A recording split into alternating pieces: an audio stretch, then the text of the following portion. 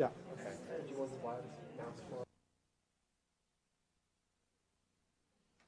Good evening, ladies and gentlemen. My name is Fred Amon. I'm the director of the Institute for Advanced Study, and I want to issue a very warm welcome to you all to our Branigin lecture. The Branigin lectures are made possible for us at the Institute by an endowment from the estate of Jean Lois Porteous Branigin, who was an IU alumna. And since 1999, the endowment has supported a series of lectures that brings to the Bloomington campus interdisciplinary scholars, artists, and public figures of great distinction. And our fellows not only lecture, but during the usually week that they're here, they meet informally with a wide range of groups, faculty, students in informal and informal settings. It's my great honor and personal pleasure to introduce tonight our Branigin lecturers, Linda and Michael Hutcheon. Not only are they distinguished scholars in their respective fields at the University of Toronto, Linda in English and comparative literature, and Michael in medicine, but they truly give deep meaning to the term interdisciplinary. They are able to bring to bear their respective expertise in the humanities, in medicine, as well as drawing upon the social sciences, and they apply all of this to the study of some of the most important themes in some of our most famous operas. They have co-written 3 books on opera: Desire, Disease, and Death, published in 1999, Bodily Charm, Living Opera, published in 2000, and Opera, The Art of Dying, just published this year. And tonight, they will look at representations of aging in their talk, to which I will return in a moment. Linda Hutcheon is University Professor of English and Comparative Literature at the University of Toronto, and a renowned literary and cultural critic. She has written extensively on postmodern theory and feminism, and her research interests extend to art, architecture, and modern philosophy. Her books include The Politics of Postmodernism, Splitting Images, Contemporary Canadian Ironies, and Irony's Edge, The Theory and Politics of Irony. And her many awards and honors include a membership as an honorary foreign fellow in the American Academy of Arts and Sciences, and a Guggenheim Fellowship. Michael Hutcheon is Professor of Medicine at the University of Toronto, and the Deputy Physician-in-Chief for Education in the Department of Medicine at University Health Network Mount Sinai Hospital. His research training in respirology was in pulmonary physiology and lung mechanics, and he has published extensively in various journals on issues involving lung mechanics and related issues.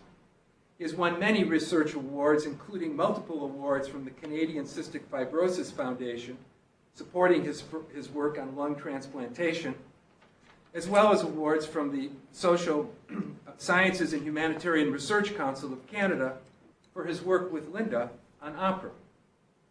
In this work, he has been able to explore the meanings taken on by illness and the people who have them when medical information is interpreted in a social or cultural context. The Hutcheons have used opera as the cultural vehicle for this exploration. This has resulted not only in the 3 jointly authored books that I mentioned at the outset, but a new book on the way, tentatively titled Age, Creativity, and Late Style, and we are very fortunate and very lucky indeed to have a preview of this tonight. From fairy tales and operas about them to novels, from paintings to movies, Western art forms have represented growing up and growing older in realist, idealized, and often stereotyped ways. And the Hutcheons lecture tonight will explore links between creativity and age by looking at the last works in late style of various operatic composers. Please join me in welcoming you very warmly to our campus.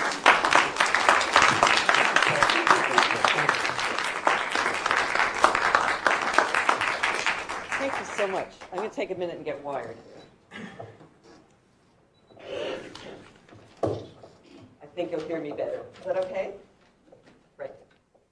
Thank you very much, Fred, and thank you all of you for coming out on a rainy night. We'd like to especially thank, before we begin, Fred and Ivona and the Institute for inviting us here. We've had a wonderful week. We've met everyone from undergraduates to the emeriti, and I think everything in between. So it's been a real joy to be here and to meet people and to have an ongoing conversation with people at the university. So we thank you for making that possible. I'm going to talk first about this. In the cloisters of the Metropolitan Museum of Art in New York City hangs a late 15th century tapestry from the southern Netherlands. It's entitled Stag in Old Age. Now, like many tapestries of the period, it's an allegory, this time of human frailty. The stag, a note nearby tells us, represents humanity pursued by passions, sickness, old age, and death. More precisely, as you can see, it's driven from a lake by an aging, hobbling huntress and her hounds. And the hounds are labeled, to translate from the Old French, heat, heaviness, cold, vexation, anxiety, and grief. This is one of many examples that show us that age and its consequences have been of interest to humanity ever since people survived long enough to think about the topic. As you know, they didn't for a while. As in our other collaborative work together, this talk will use opera as a cultural vehicle and as a focus, but this time in order to study not diseases, not the body, not death, which was our last project, and we did promise our friends we'd find a cheerier one. We did find something cheerier, I think, the intersection of aging and creativity in Western European culture of the last 2 centuries. As an art form with a 400-year history, continuous history, and one that's particularly, shall we say, unsubtle in its cultural representations, opera provides a means of access to not only the desires, but also the anxieties of a given period in history. Its continuing popularity as an art form suggests a continuity of concern and interest that may transcend time and place, but history and culture do intervene, even in operatic treatments of a human universal like aging. But in our new project that we're just starting, we're interested not only in representation, but also in the careers, and this is a new thing for us, the careers of opera composers in their later years. In the 19th and 20th centuries, composers, you see, had more control over their choice of both subject and style of opera composition than, say, court composers of earlier times had. This is one of the reasons why we're going to focus on this particular period. The other reason is that the late 19th century also saw the discovery, if you like, and the definition of old age as a construct. And with it came the birth of gerontology and geriatrics as disciplines. Throughout the 20th century, age and aging amass negative associations of physical and cognitive decline, social and psychological disengagement. More recent positive images of the active elderly were provoked by both gerontology and also social activism. But they are also totally inseparable from consumer capitalism. This is the new market. The negative image of the unproductive ex-worker has been transformed into that of the retired consumer of leisure, my favorite image. Out of this is developing what's been dubbed postmodern aging, a concept characterized by choice, the option of constructing one's own identity, and the possibility of multiple selves rather than modernity's continuous, coherent self. Now, while there's something obviously appealing to us all, I think, about this concept, the question that's raised in the literature is this too just another denial strategy, a way of fending off the realization of physical and mental decay and social dependency? Are positive and negative images of representation equally hostile to what have been called the intractable vicissitudes of aging? According to theorists from Carl Jung to Erik Erikson, there are important questions that must be engaged by all of us if those various vicissitudes, that's a good one, are to be dealt with successfully. As social gerontologist Simon Biggs points out, in a cultural climate like our own, where work and youth obviously are highly valued, both positive and negative extremes suppress many of these questions. So in response, we found ourselves asking whether there could be other possible models out there for aging from which to learn. As a physician and as a literary critic, we have a professional interest, but as we get older, we also have a personal interest in this topic. Now, there are any number of artists that we could have chosen as possible exemplars from which to learn. Richard Wagner, Giuseppe Verdi, Janáček, as well as the one we've decided to concentrate on today, and that's Richard Strauss. All of these are opera composers who lived long and creative lives, and whose last works reveal a deep concern with questions of age and aging. We're wondering if, as creative artists, they might offer a less role-driven model of aging. I mean, after all, they didn't retire, they didn't have pensions, but they did age. And therefore, they had to face the same problems, physical, cognitive, social, and psychological, that we all do. They had to come to terms not only with their own mortality, but also with the fact that others, and this is important, I think, others came to perceive them differently as they aged. It's our thesis that these composers' awareness of these issues conditioned their differing attitudes to, and therefore representations of age and aging in their late works, but also the particular late style of music they developed to express these concerns. As such, they offer earlier, and we think distinctively positive and non-commercial, creative models for the postmodern choices to be negotiated and the identities to be constructed by us all. The stag, in other words, may not in the end ever escape the huntress age and her hounds, but it can sure put up a good fight. From the start, gerontology was and has continued to be multidisciplinary. Biology, particularly physiology and increasingly genetics, sociology, psychology, and psychiatry, and of course medicine were all drawn upon to study aging and its effects, both individual and social. Clearly, however, law and public policy were also implicated. Anthropologists, philosophers, and historians added the perspective of other cultures and other times. And it fell to scholars in the other humanities disciplines to study the representations of aging and the aged in order to understand the impact of both externalizations and internalizations of cultural stereotypes. Our talk today will be inevitably interdisciplinary as well. It will draw on these various discourses, plus our own disciplinary expertises, literary and cultural studies, medicine and the history of medicine. And we'll draw on these in order to study an art form which is itself, obviously, resolutely interdisciplinary, because opera consists of music, a literary text, that is a libretto, and a dramatic and dramatized stage presentation which involves a visual dimension. In what could be called the young history of old age, the early discourses of gerontology, both medical and demographic, tended to mark the aged in mostly negative terms. Physical degeneration, mental decline, moral failings, poverty, or lack of productivity. Stephen Katz argues that this simply reflected the biased sample of the elderly population that was available for study, often those in hospitals or in poorhouses. In contrast, in the popular literature at the time, a second tradition presented quite a different picture. Old age as a time of wisdom and contemplation.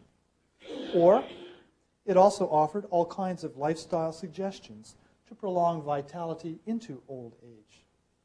Now, Katz is undoubtedly right when he says that this contradictory evaluation of old age inspired an industry of gerontological debates, arguments, and multiple lines of inquiry about the behaviors, mental conditions, and physical abilities fundamental to normal aging. But these positive and negative dualities seem to characterize most discourses about aging, crossing temporal periods and cultures. When the aging body became the focus of medicalized attention in the 19th century, it was examined for pathological signs of senescence that would separate it from the younger body. Yet those signs were at the same time designated as normal for old age. So the elderly body was both normal and pathological. In social terms today, we tend to see the increasing number of older individuals paradoxically as both a powerful interest group, financially secure, healthy, homogeneous, and at the same time a potential massive burden on the welfare and healthcare systems. Studies of the social treatment of the elderly across times and places suggest that they have always been considered both rich and poor. they've always been both venerated and denigrated. They have been treated both harshly and kindly in their communities and families. And in most cultures, they have also been represented as both wise and foolish, as a powerful authority, and an infirm burden. The reason for these dualistic and even contradictory attitudes to aging may have to do with our human ambivalence about something that is inevitable, but not necessarily desirable. Age is what Simone de Beauvoir vividly designated as the other within each of us. The metaphor of the mask of age, which this image represents visually, has also been used to demonstrate the inability of the body to represent the inner self of the older person. And perhaps each time we talk about something called old age, we risk homogenization, forgetting that there are healthy young old, as well as what are called the old old. We forget that some choose to retire, but others are forced into retirement, and others retire for health reasons. As King Lear taught us, with age, roles change. The customary ones may be lost or abandoned. This role loss may threaten the identity of the older person. Well, what happens with artists? Does their ongoing creativity and the availability of a means of expression allow them to address the challenges of aging and impending mortality? Does their creativity allow them to sustain social roles or develop new ones in their later years? Our premise is that while we all, everywhere, age, the meaning we give to age and aging is culturally determined. Since its discovery in the late 19th and early 20th century, later adulthood in post-industrial society was seen as a social problem. And that's by everyone from efficiency experts in factories to the reformers. It's been argued that mandatory retirement, in fact, is one of the institutional causes of the increased segregation and thus denigration of the elderly. Certainly, the overgeneralizations that characterize a culture's ageism homogenize the elderly and limit their options, as people internalize negative images of themselves and thus act in conformity with social expectations. But they also internalize, for better or worse, positive images from advertising, films, and television. It's been suggested that the oppositional imagery, the positive and the negative representations, has its roots in the 16th century Protestant idea of the aged body as a surface upon which we can see the traces of a person's inner moral character. Thus, the body will reflect either virtue or vice. There is, therefore, good aging and bad aging. Even today, to counter the negative images of ageism, we find positive ones everywhere that represent what one critic calls the hyperactive, productive elderly, functioning perhaps all too well in a consumerist, achievement-oriented society. Well, we discovered that Opera 2 offers examples of these dualities of representation and of the ambivalences of evaluation of age and aging. Stereotyping is obviously as strong here as in any art form, and maybe because of the emotional effect of the music, its impact might be even greater. What becomes very clear is that there are certain behaviors deemed appropriate and certain deemed inappropriate to older age. The inappropriateness of sexuality has seemed until very recently a constant, hence the common and usually very comic theme in opera of the May-December marriage. But there are other representations with different gendered associations. In Richard Strauss's opera Der Rosenkavalier, the Countess, the Marschallin, is presented from Act 1 onward as an aging woman. She's only 36, I have to warn you. But she talks like a much older woman. However, she's first seen as a lover of a younger man, Octavian. He's only 17. And by the end, she is shown to renounce her love in the name of youth, for Octavian has fallen in love with the young Sophie. In the opera's wonderful final trio, Sophie and Octavian's voices soar above the Marschallins as youth is victorious. Underlining the natural, the generational issue, Sophie's father enters and assumes, quite naturally, generational identity with the Marschallin. And her response is a resigned, "Ja." The duality that sees age as a time of wisdom or as a time of childish folly is manifest throughout history, from the classical Greek stage to the modern operatic one. And it's only too appropriate that right here in Bloomington right now, we have a great 19th century example which includes this, this display of difference. That is Gioacchino Rossini's 1817 La Cenerentola. I don't know how you managed that, Fred, but it was great. His version with librettist Jacopo Ferretti of the well-known story of Cinderella. But the opera makes certain revealing changes, most obviously regarding gender. There's no fairy godmother or nasty stepmother here. Testosterone has been injected, so to speak. We have instead the wise philosopher Alidoro, who masterminds the love plot, and the ironically named foolish stepfather, Don Magnifico, who consistently tries to thwart it. Both men are figures of age, but are set up as exact opposites. Don Magnifico is a greedy, pompous, and proud person. Alidoro, the teacher of the prince, is repeatedly called il sapiente, the wise. He is given a noble aria to dignified music, providing the opera with its moral center. Good will triumph because there is a higher, just power looking out for innocence like Cinderella. This is how the wise Alidoro looks and sounds.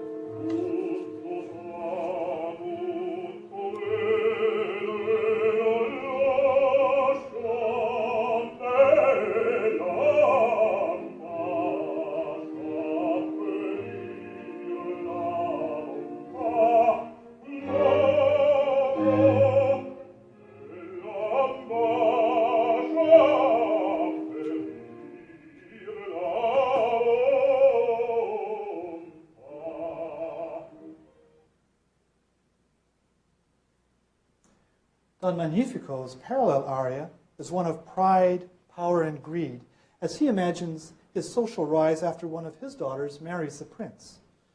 Watch, but also listen especially to the difference in the music that Rossini uses.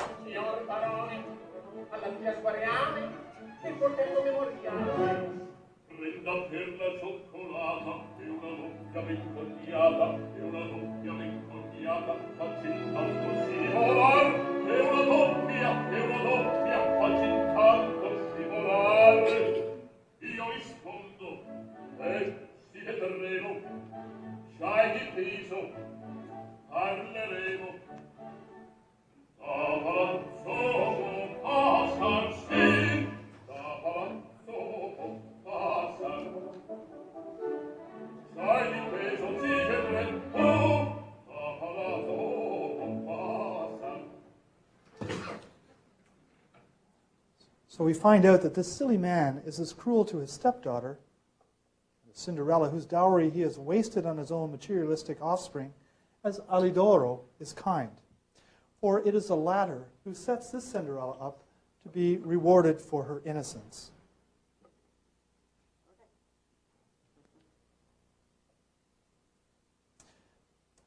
The prince is definitely not the controlling figure in this version.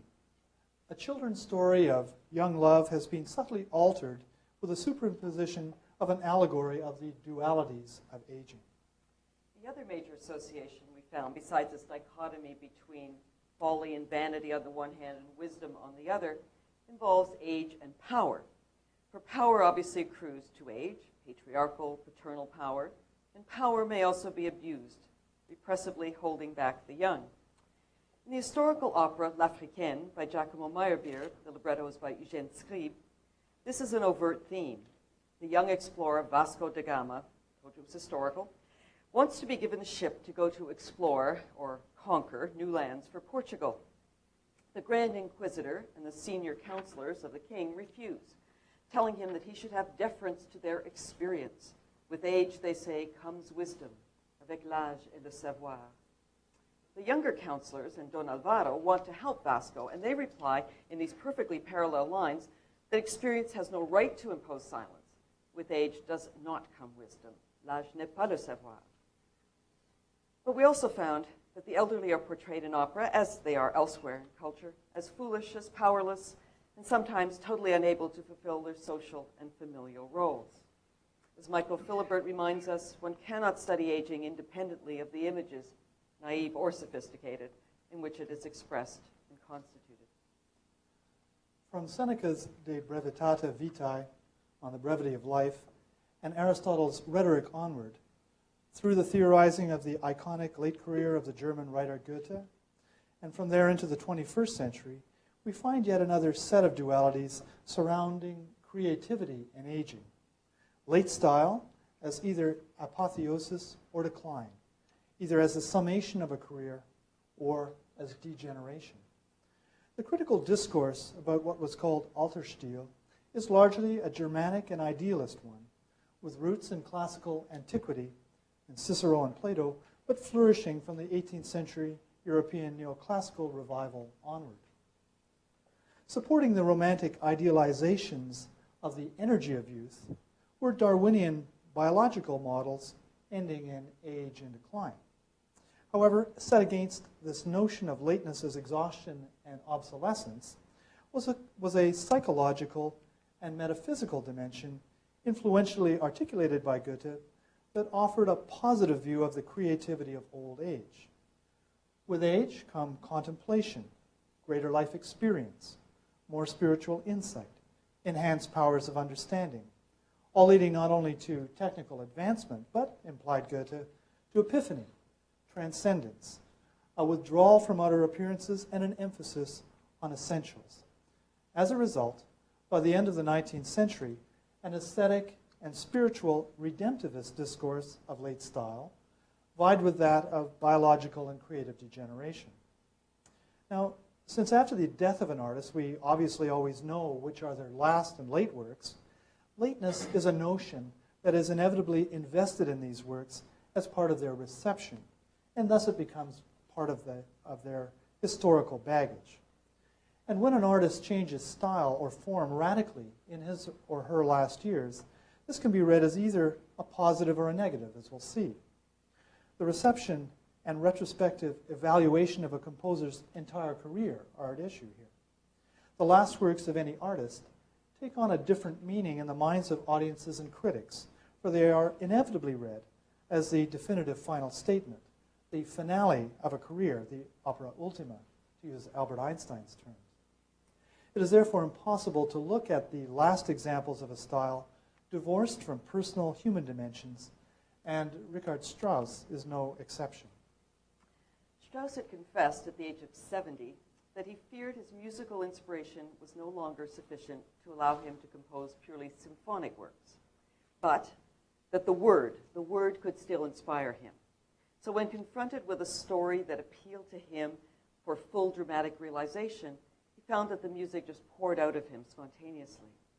This is why, he said, he concentrated on opera in his later years, years that were difficult ones for Germany as well as for Strauss. The National Socialists were in power, and they used Strauss and his reputation as the most important living German composer to their own ends, in other words, to give to their rule an air of respectability.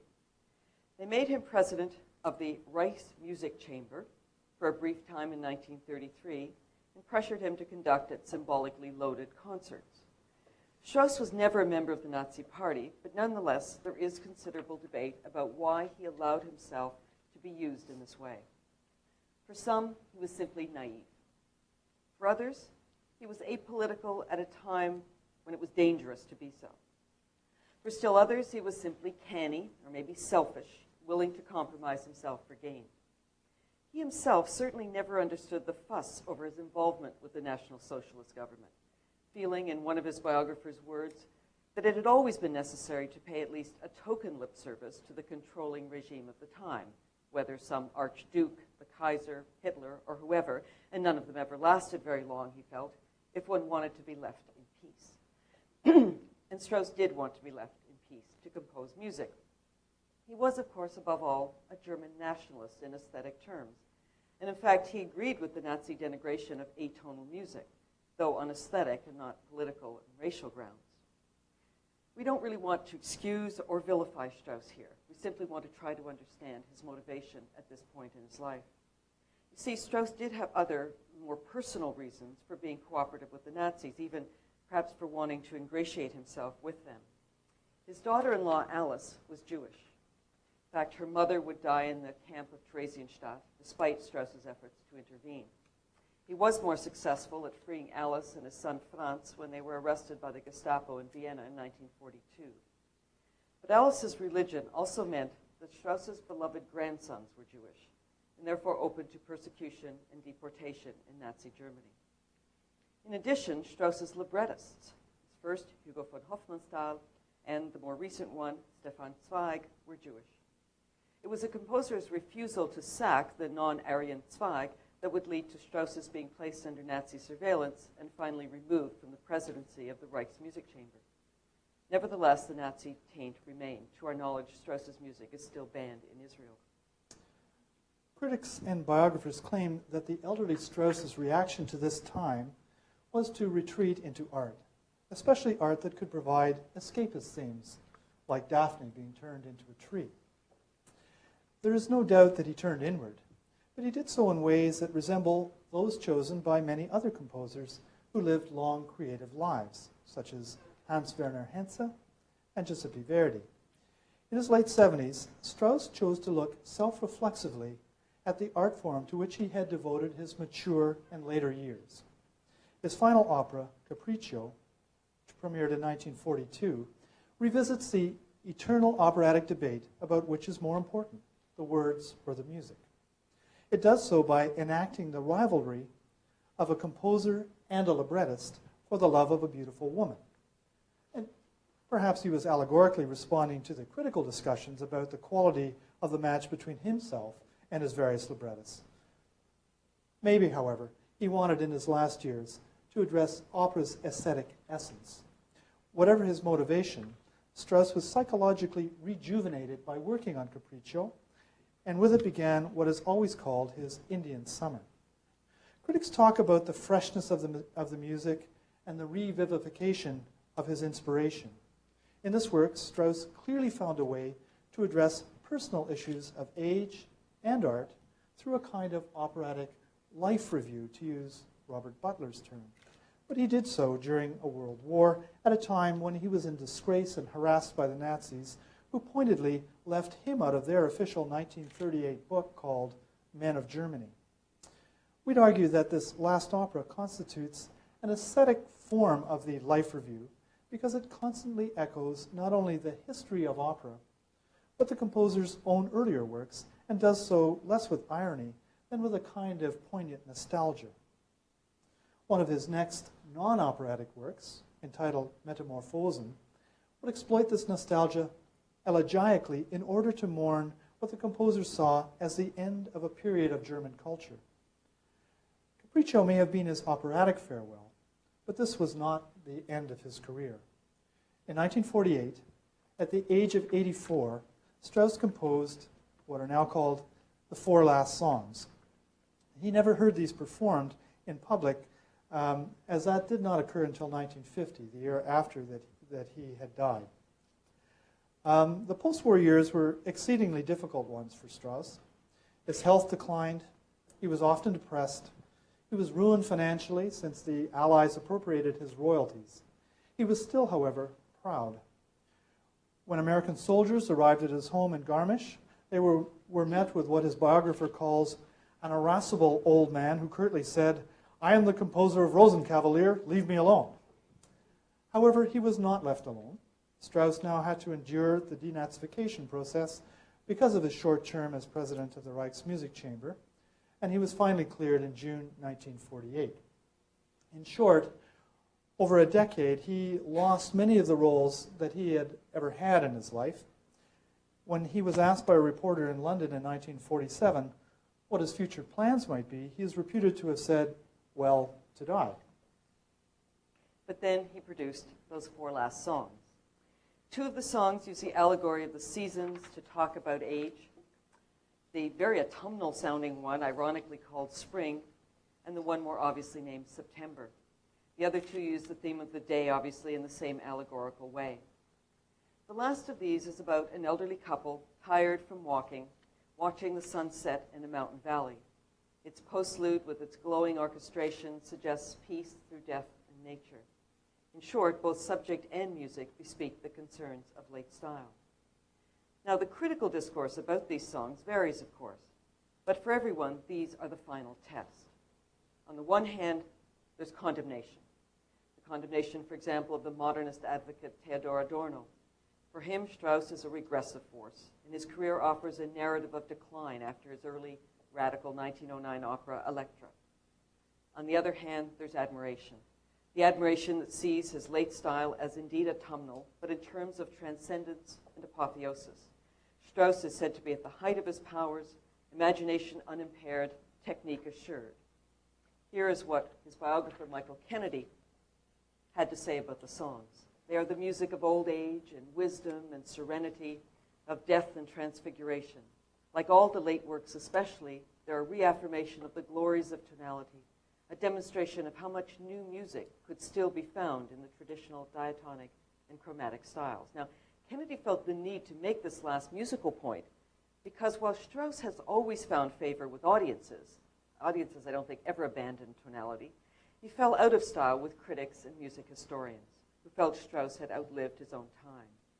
He had matured early for sure and never changed significantly, remaining committed to what he saw as the best of the German musical tradition. But music history had moved on, with the help of Mahler, and most especially of Arnold Schoenberg, and atonality. The Four Last Songs' stylistic conservatism was deemed passé by many. But even those people agreed on the song's superb craftsmanship, even if they did feel that this work marked, in effect, the end of an era, that it was the last will and testament of German Romanticism. We thought we'd let you decide for yourselves. We'd like to play for you one of these intensely personal, introspective works. I'm going to play you the third one, Beim Schlafengehen, based on a poem by Hermann Hesse. The heartrending beauty of the solo violin, partway through, brings to a climax the themes of both the tiredness of great age and the welcome presence of impending death. The version we're going to play for you is sung by Gundula Janowitz with the Berlin Philharmonic, conducted by Herbert von Karajan, and it's just over 4 minutes in length. So I fear we may not be able to play for you. We have the visuals as well, but I'm not sure if it will let us. Good. Good. Okay. Yep.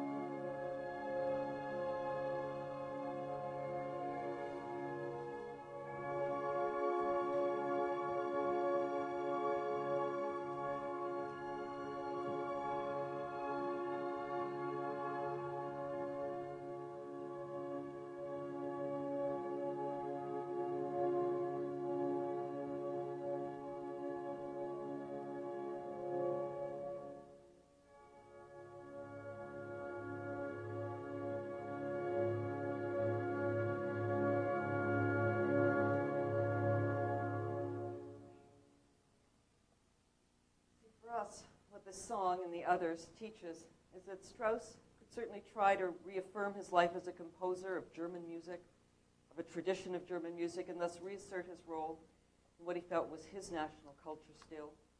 But he also used his creative powers to explore the fundamental questions of old age and mortality through his art. Clearly, we've decided this old stag had a certain amount of fight left in him. Thank you very much. Thank you.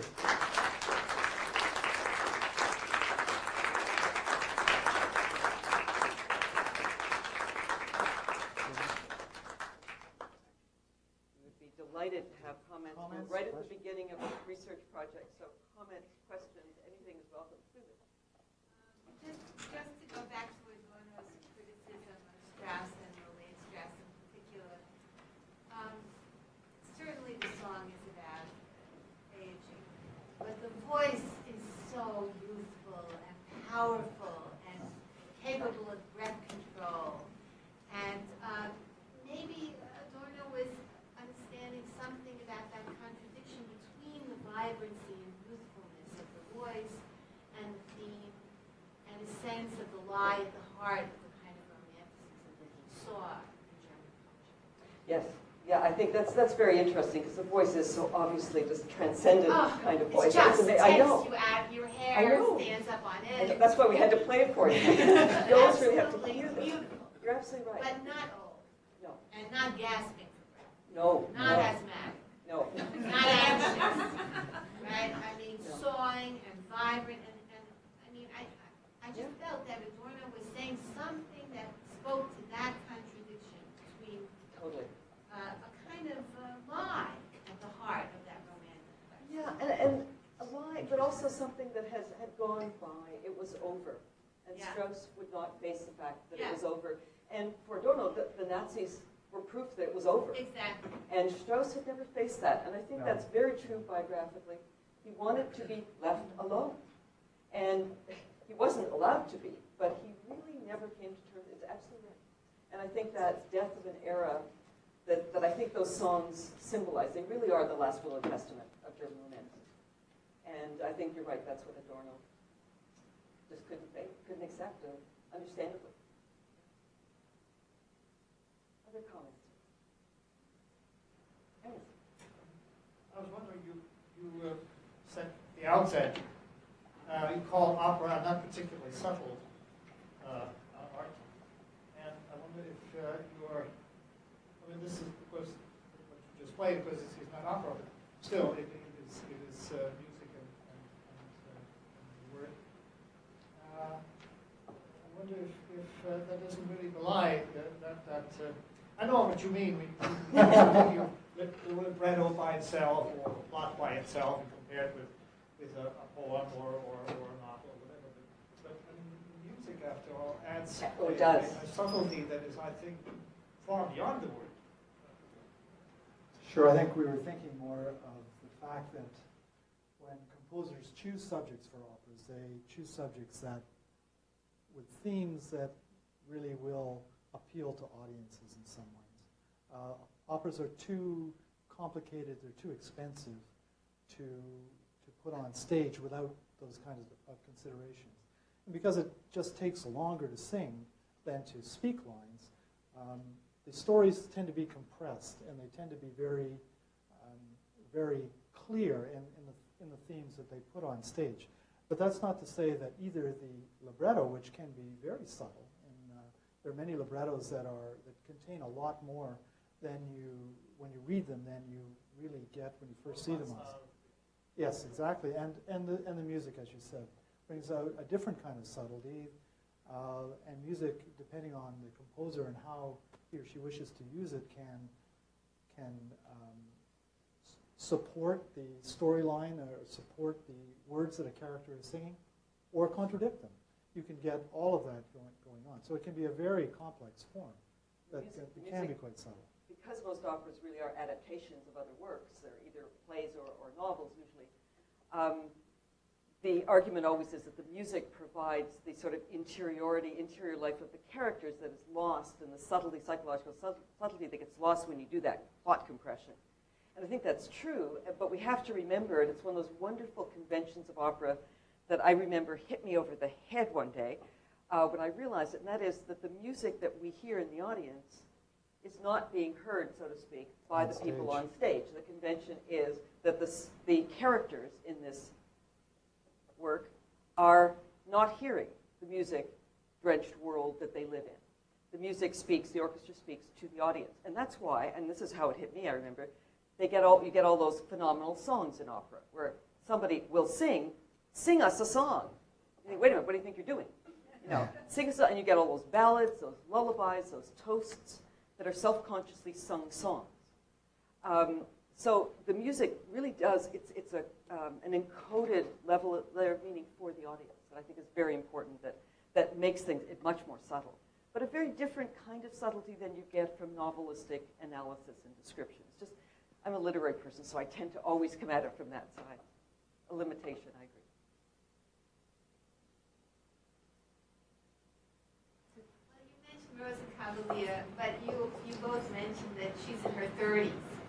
And then when you talk about the old guys up there, they're much older. Yeah. And you talk about that duality. Yeah. And I was wondering if you found older women, not in this talk, but in your research, and whether there's ever a wise older woman you see, or is she just a fool?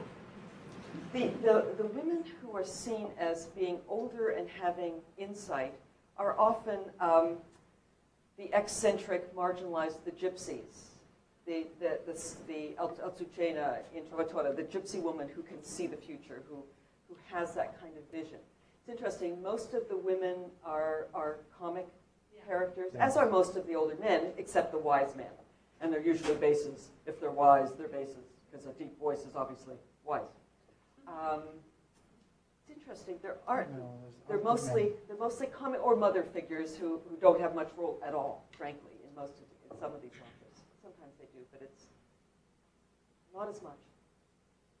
Or they're figures like Marcellina starts as a comic figure, but actually has a lot of insight in some of the later part of Mozart. The Marschallin's an interesting character because in the first act, she is given this long aria about age.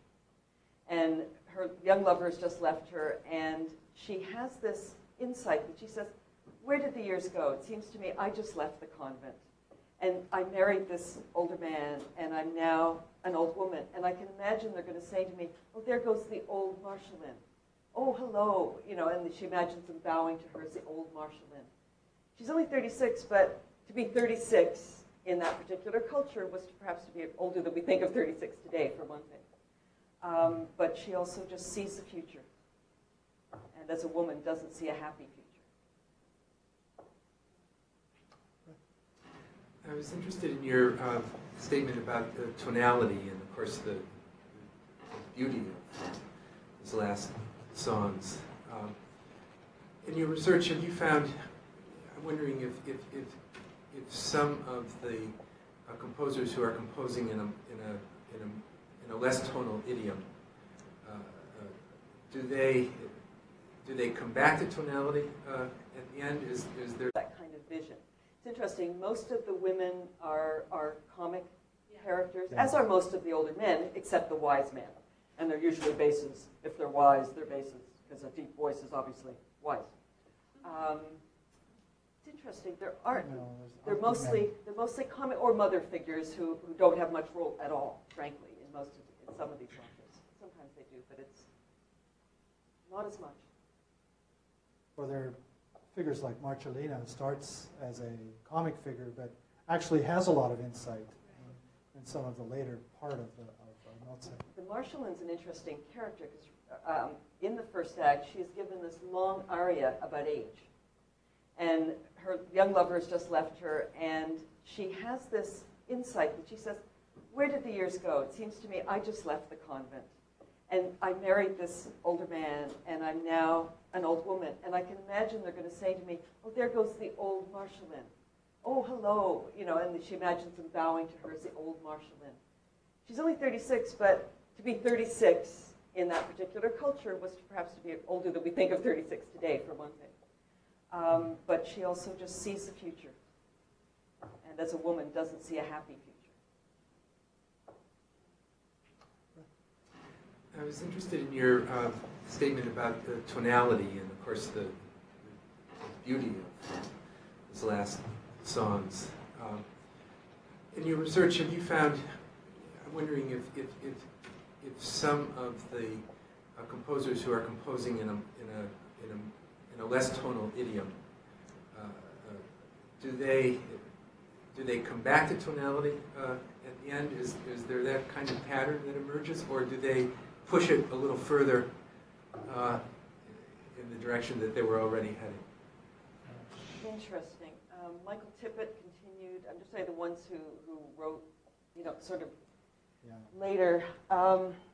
See, the interesting thing about late style, and we didn't have time to go into this in much detail, is that if you do, there's this double thing that goes on. If you're a composer who's composed in one style, like Strauss all your life, and you continue in that style, you either get the rhetoric that you got his biographer saying, this is the apotheosis, this is the master craftsman who just, or you get, he couldn't do anything else. It's so stagnant. He just kept doing the same thing. If they change at the end, as Verdi did, in the age of 79, he writes his only comedy. He writes one when he's young, but it's a failure. His only comedy, the master of Italian tragic opera, writes his only comedy. The two ways of reading it in the press at the time, and even today, is he lost it. He was too old. He should have given up with Othello, stopped there. Or that he was liberated by age to do, and the incredible mastery of his craft that he had, to do something entirely different. And it may be something so radical that it takes a couple of generations for people to appreciate it and understand it. So those are the two. So, well, I guess the other thing I would say is the people that we've looked at this point all work in a pretty tonal idiom, which I guess may say something about us more than anything else. And there will be a problem with trying to answer that question, because I think that the last few years, and we're not the best people to speak about this, the last few years have seen a return to tonality and away from the kind of experiments of the earlier parts of the 20th century. But I think that what you do find is that creative artists in their last works, at least the ones that we've looked at, were very concerned about their music and did different things with it. And Linda talked about Verdi, which the sound of Falstaff is just entirely different from anything he did before. And then returning to Wagner, Wagner was really worried about being repetitive. He was very concerned about his own creativity, and he was worried that he was going to do the same thing again. But he wasn't quite ready to go to atonality, but I think he prefigured some of the experiments of the 20th century by turning in Parsifal to some very dissonant music to get certain scenes across in very powerful ways. So it was dissonance that I think other people can probably speak to this, but it was a dissonance that really hadn't been heard before in the same way. So that's how he moved. Yeah, it's a good question. Yes. I just had one question. I was thinking, came up in a funny roundabout way, but I was thinking, just it sounded a little bit like you guys were in your project thinking about some sort of trajectory or parallel trajectory between sort of development of the art form, or that Strauss was making some sort of parallel between his own life trajectory and the sort of aesthetic development of opera. And so if I understood right, he was talking about the aesthetic life review, that he was kind of citing this sort of history of opera and tying that to his own personal aging. But what I was thinking of is whether that would apply, whether that kind of, organic analogy, whether we could think about that, or you would make that connection to more recent citationality. For instance, I was thinking of Kill Bill, as my kind of postmodern one of the arguments, citationality that seems not to follow that organic trajectory as easy here. One of the arguments about old age style is that for many of them, because they turned away from sort of not so much organic but coherent form and moved to fragmentation, as Verdi certainly did in his last work, that they prefigure postmoderns. And certainly Falstaff, Verdi's last work, could very easily be seen as a postmodern work. There's citations of all of the German tradition, okay, especially Wagner. Verdi at this point in his life was very worried about the impact of Wagnerian music on Italian music. Okay, he was very worried about the future of Italian music because he saw Puccini, saw the Verdi, all being influenced by Wagner. And he just, this was not good. He said, we came up from Palestrina, they came up from Bach. There's two different traditions. We have to stay in our own. So he writes this opera, which is a kind of lesson to things. So it cites all the German tradition, usually ironically, and it also cites the entire Italian tradition, including himself, the best of the Italian tradition, I guess, in his works. But he also does it ironically, because what he does is he'll allow, Verdi was a great master at the time of the lyrical, beautiful lyrical melody. Well, you have it in this, but it's cut off. You get about 5 bars in, and he cuts it off with an interruption. He never allows it to take over. And so there's all these, the whole thing is like almost a pastiche of other musical styles and of other musical, like real literal echoes of other music, very postmodern, but with a pedagogical lesson involved, which you could argue some postmodern work is pretty didactic. So, I mean, it's perhaps not the wrong kind of analogy there. So, yeah, this citationality we found in late works of Hans Werner Henze, of many composers at the end of their career do this kind of, as we say, aesthetic life review, and a funny thing, in their music. And one of the arguments also in the gerontology literature is that postmodern identity is prefigured by aging identity. So we're going to be working on this. And for someone like myself who's worked on postmodernism, it's really interesting. The extent to which you might consider the idea that the representation of aging in opera could be culturally specific. As a scholar of French opera, I immediately started thinking of all the cases in which it's the older female figure who's the moral center of the opera. For example, Fides in Meyerbeer's Le Prophète. She's got the best music. She is absolutely the center for which everything else moves. You can think of other cases in Pélias. It's Pélias' mother. It's Golo, the older figure who is grappling with the moral issues. Most of Gluck's operas. I wonder if the valuing of aging is more culturally specific. Definitely. I think so.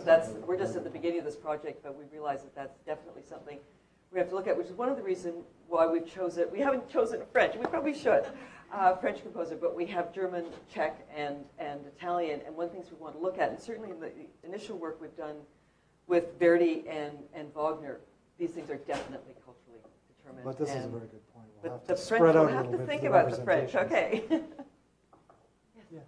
Along similar lines, I was thinking that it's around 1900 that you get a very substantial shift in ideas of the relationship between body and mind. And it struck me that you look at Strauss's conservative style of those of the mid 20th century, the text that he picks for that, not only is the student said there was this voice is very vital, and there's no experimental vocal technique that would suggest anything else. But the text is one where you really stress this sort of dualism. Oh, my brow is tired. My senses want to go to sleep. But there's this notion that there's some sort of spiritual core that's not, that sort of maintains some sort of vitality, which is a very, sort of dualist notion that's even sort of fading out by the end of the 19th century. Early Strauss and Mahler will even challenge those things. So something that like central to what is conservative about that style is not only the choice of tonality, but also what sort of subject matter he's treating, and the sort of retreat back to something that is retrospective in terms of the ideas of Absolutely, and it really is a retreat. And you're right, it's such a retreat, even for Strauss, because, in Electra and Salome, he's doing very modern things with the mind-body thing, right? He's right. When those were first reviewed, they were reviewed in terms of Freud and hysteria. This was the language of those reviews. And yeah.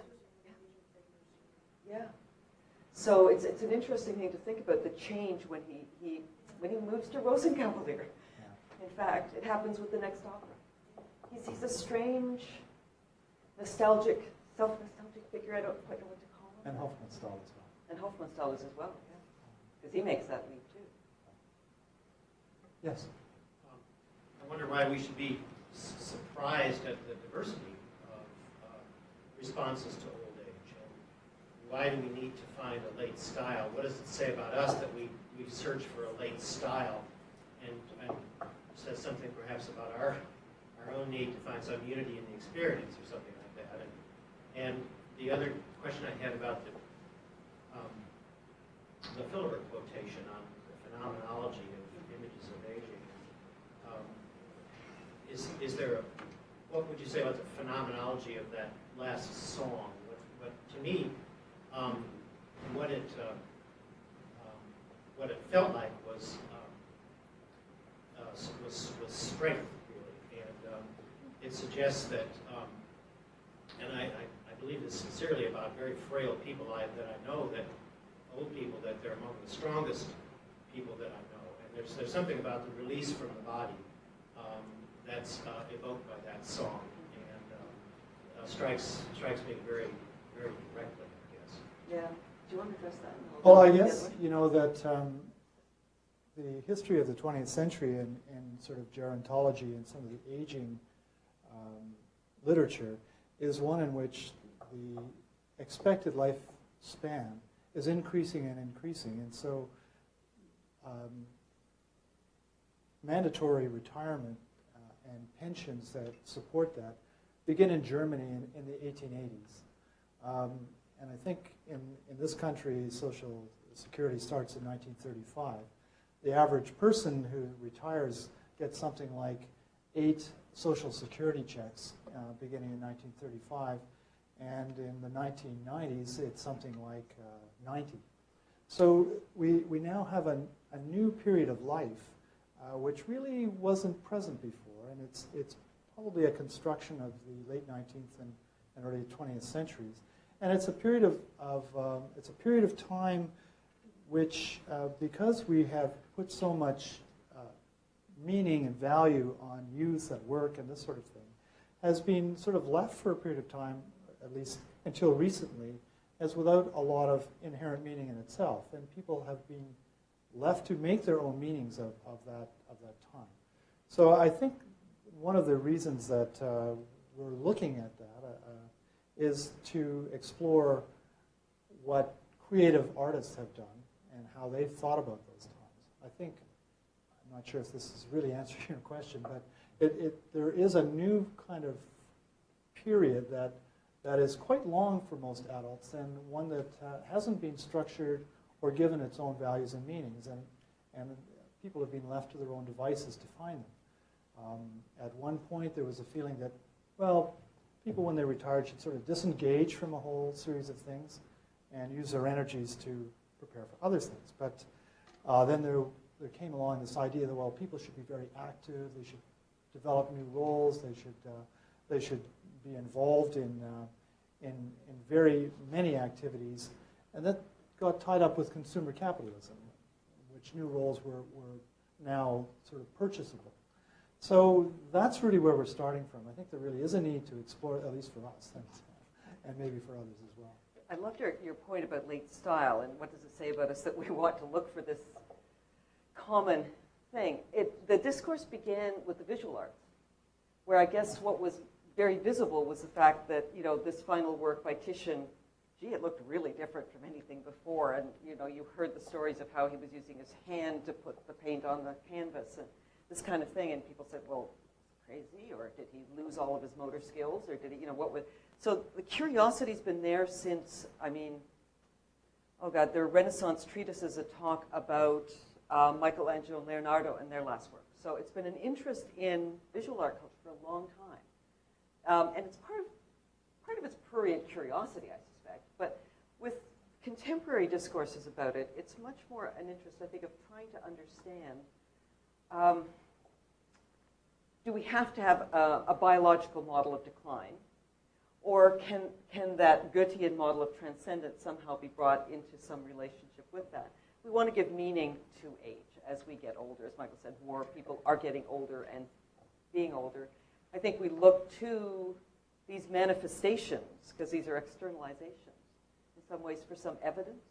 I don't know. It's a curious thing, because we do, one argument would probably be that the need to find that kind of coherence is actually a midlife need, and that by the time you get to the fragmented later state, you don't care. But that's one theory.